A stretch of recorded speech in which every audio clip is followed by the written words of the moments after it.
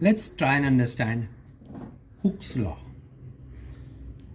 Hooke's law, this is the graph, this is y-axis, this is x-axis, and this is our observation. Now, what do we observe is, as soon as we keep on increasing strain, the stress also increases proportionately. Alright, this obviously is within the elastic limit. Visualize a wire on which you have put in a weight of say 5 grams and it got extended by say 5 millimeter.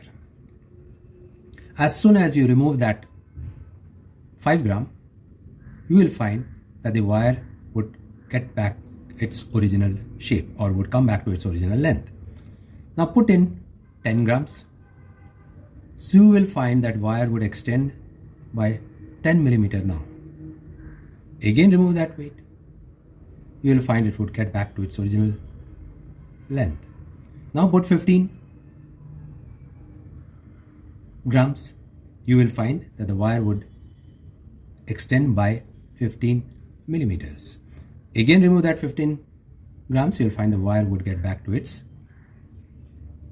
original length.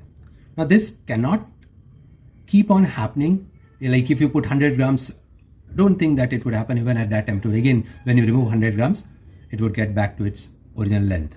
So we are concerned about Hooke's law till the elastic limit lasts. Alright, so it is all within the elastic limit. So we will find at a particular weight, we will find that it would not get back its original length. So that itself means that it has lost its elastic limit. So whenever we talk about Hooke's law, we have got to keep in mind that it is within elastic limit. So within elastic limit, we find that stress is directly proportional to strain, as the graph indicates. Alright, so obviously stress is equal to a constant into strain, and that constant we call it as modulus of elasticity. Now, so stress is equal to modulus of elasticity into strain. So I take strain down there in denominator. So I have now stress upon strain is equal to modulus of elasticity. So this is what is Hooke's law. So stress over strain is modulus of elasticity. Till now, whatever we have seen, strain, stress, strain, we had seen about tensile, we had seen about volume, we had seen about shearing. So what do we have to do? Simply stress divided by strain, and that's what we did. And all these three have different names. Let's understand. Now when it's tensile, it's Young's modulus. So Young's modulus, as I told, stress over strain, we put it in.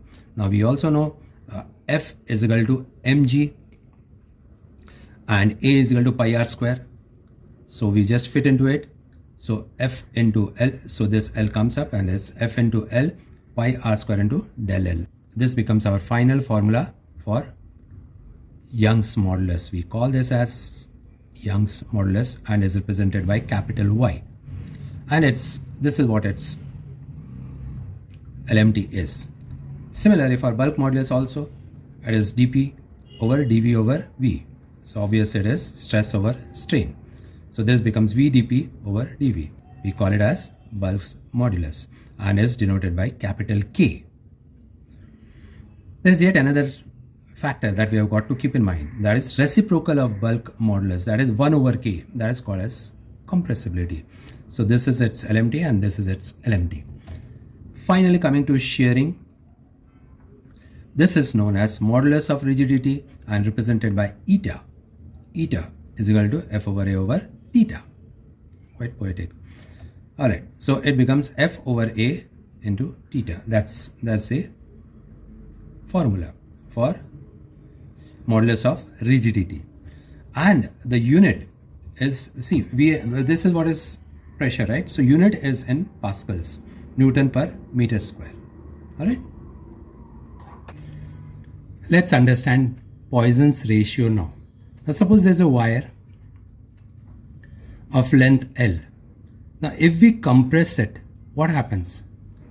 Of course, the length reduces. At the same time, we also find that the diameter increases, right? So there is a change laterally as well. There's change laterally as well as linearly. So there are two deformations, lateral and linear. Now if the same wire, now suppose if this is the wire, now this wire is stretched. Now if it is stretched, this is the wire, this is the length of the wire, and it is stretched. Now if it is stretched, what happens? Obviously the length increases, at the same time diameter decreases. Here we found that when we compressed, the diameter increased, whereas here when we stretched, the diameter decreased, and at the same time the length decreased, and in this case the length increased. Alright, so what is Poisson's ratio? Poisson's ratio is denoted by sigma. It is lateral strain over linear strain.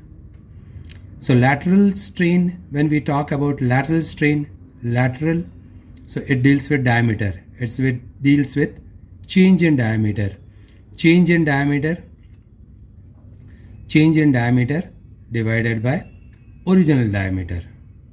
Alright, now for example here in this case, now if we have stretched, this is the change in diameter. In either case, change in diameter is the same. So the difference between these two diameters is small d. So that's what we write over here. Small d over capital D divided by difference in length, whatever length. In either case, del L is difference in length. Alright, upon original length. So this becomes the formula for Poisson's ratio. Same unit, so it's unitless. Alright.